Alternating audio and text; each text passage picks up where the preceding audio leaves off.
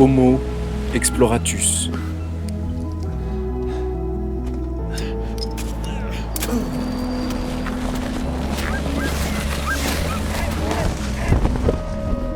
Le mini-podcast qui va à la rencontre des femmes et des hommes qui explorent notre planète et qui, au travers de leurs aventures, nous livrent un regard sur le monde et leurs solutions pour notre plus grand combat à tous, le réchauffement climatique et ses conséquences sur le vivant. Il est rassurant et solaire à la fois. Ce genre de type qui vous calme en pleine tempête. Il est skipper et équipier dans les plus grandes teams de course au large et surtout passionné. Passionné de transmettre. Il est poète, écrivain, photographe. Il observe. Il fait ce que peu d'entre nous font encore, il prend le temps. Il y a plus d'1 an, je rencontrais Pierre Larry et j'ai depuis ce jour un autre regard sur le large.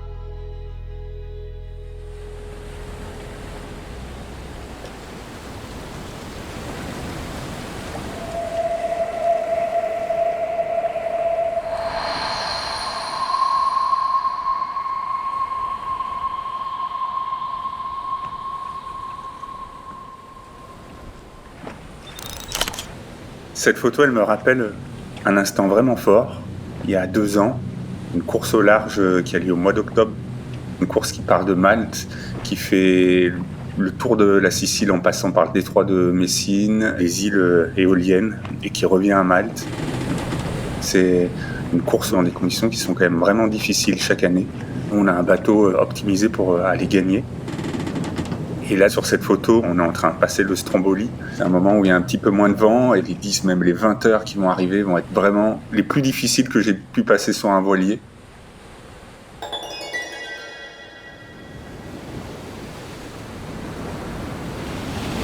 On va avoir 4-5 mètres de houle, énormément de vent. Je me souviens de cette image dans la nuit où on était tous dehors parce que on était sous grande voile, le bateau il fusait, surfait sur les vagues. Et en fait, sur les bateaux sur lesquels on n'est pas du tout abrité. On est vraiment aux limites du bateau et aussi de ce que peuvent donner les gars sur la compétition.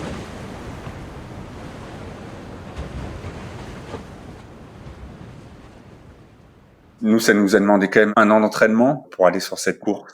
On était vraiment une équipe super soudée, 14 membres d'équipage, partis avec 5-6 jours de nourriture lyophilisée, presque l'équivalent d'une personne qui part en solitaire sur une Vendée Globe. Premier jour, deuxième jour, un peu difficile, pas beaucoup de vent.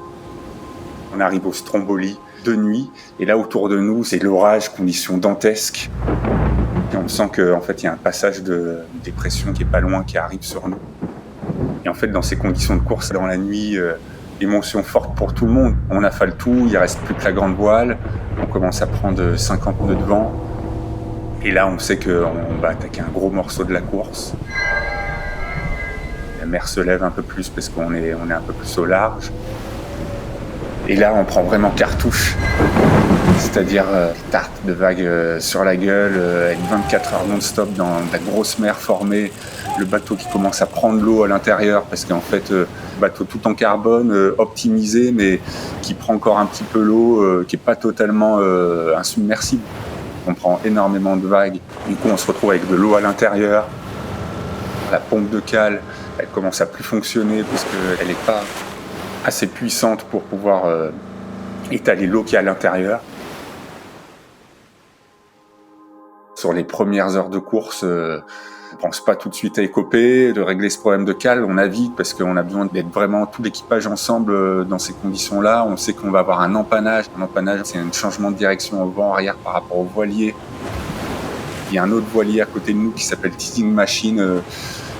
Lui, au moment de l'empannage, il casse une corde qui retient le mât à un moment donné. Et puis, si elle casse, le bateau peut démater.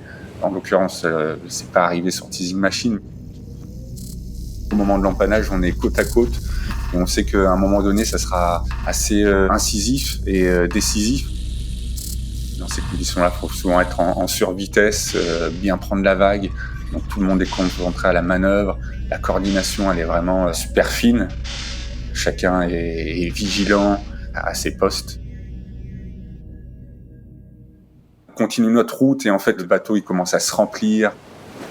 On commence presque à plus manger parce que tout le monde est fatigué, mal de mer pour certains. Je me souviens que je prenais du Mercalm à un moment donné parce que c'était vraiment difficile. Je suis allé écoper à l'intérieur aussi avec un de mes collègues parce qu'on a commencé à écoper quand on n'avait plus de solution par rapport à cette pompe de cale qui ne marchait plus. Et on prenait encore des tonnes d'eau.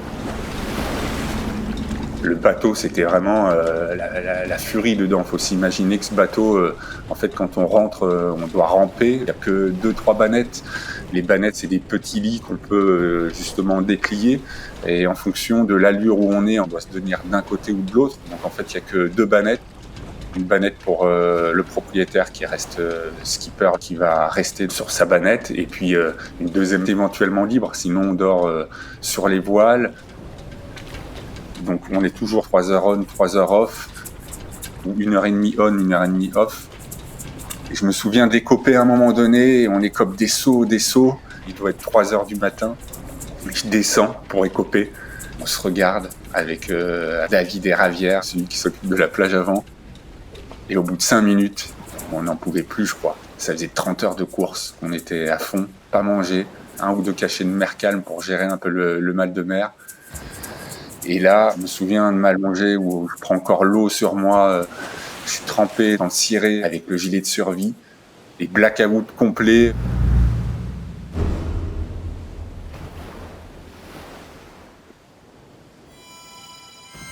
Au bout d'1 heure, on se réveille, il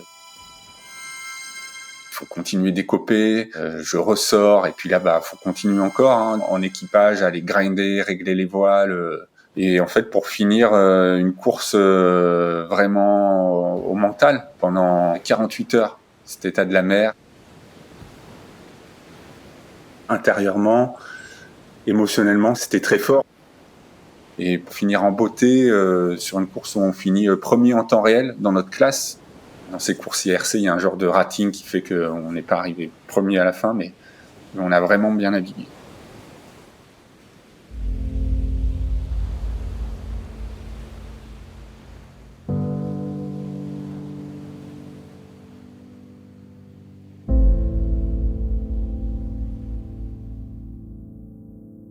Tremblés au bord du ciel, nous pouvions apercevoir l'état de la mer.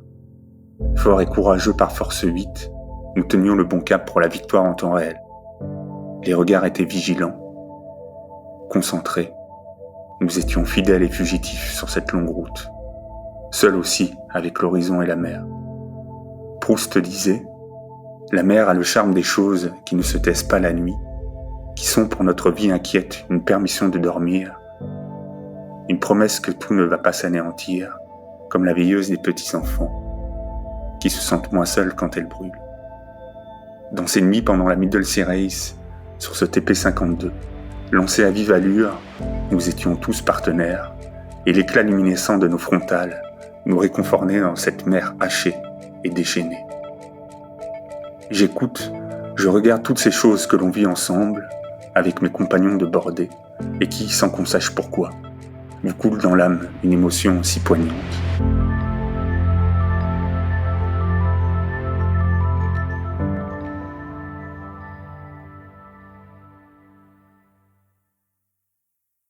Ouais, je pense que ça a été fort, parce que je redoutais cette course, parce que je pense que j'ai eu peur. À un moment, on prend cet orage en pleine nuit, j'en avais des frissons, et puis la dureté de la course. On a pris vraiment des conditions difficiles. Donc, content d'avoir fini, ouais, content d'avoir fini cette course. Ouais.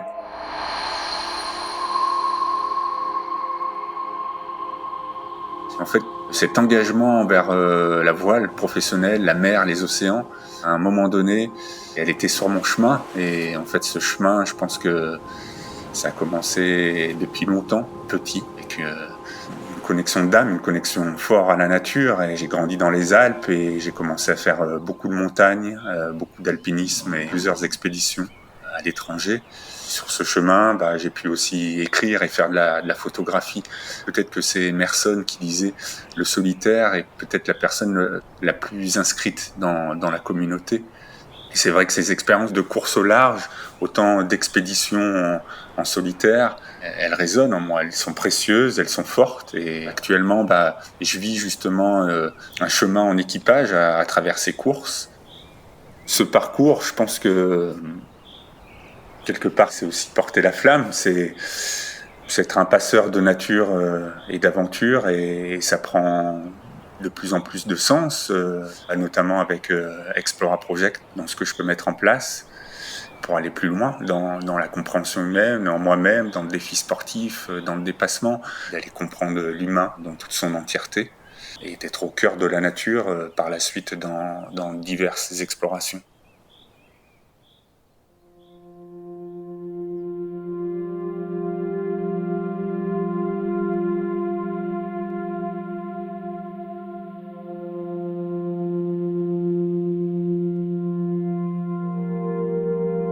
Tout est fait de trajectoires parallèles, opposées, fusionnelles, de combats intérieurs, des aventures individuelles à partir desquelles s'écrit aussi une histoire de cordée, collective, à 2, à 3. Je ne pense pas que ce soit l'intensité de nos efforts qui compte, mais bien notre présence à l'instant. Et au-delà des sommets, il s'agit également d'interroger ce qu'il y a de plus intime en chacun, de comment habitons-nous le monde. J'enchaînerai par cet autre petit texte en Alaska, parce que je pense que ça a été un tournant dans une des explorations que j'ai pu faire, notamment au cœur vraiment de la nature sauvage. Je bivouaque dans le parc national de Denali, en Alaska. Le vent souffle, ce vent qui emporte les bruits et les odeurs, la sueur d'une face nord. D'ici, je regarde les étoiles me bercer et palpiter doucement dans mon cœur. C'est l'aventure finale, au bout du monde avec soi-même, la nature, les animaux, les glaciers et les sommets enneigés. C'est ici, en montagne, que je continue mon pèlerinage intérieur.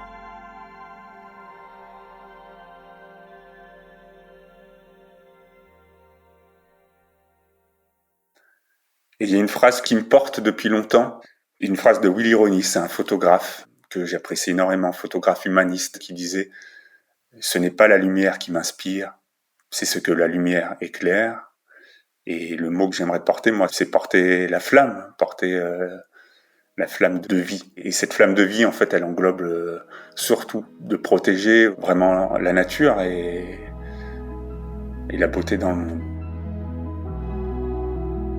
Je m'appelle Pierre-Larry Pétronne. Je suis aventurier, skipper, ambassadeur Explora Project.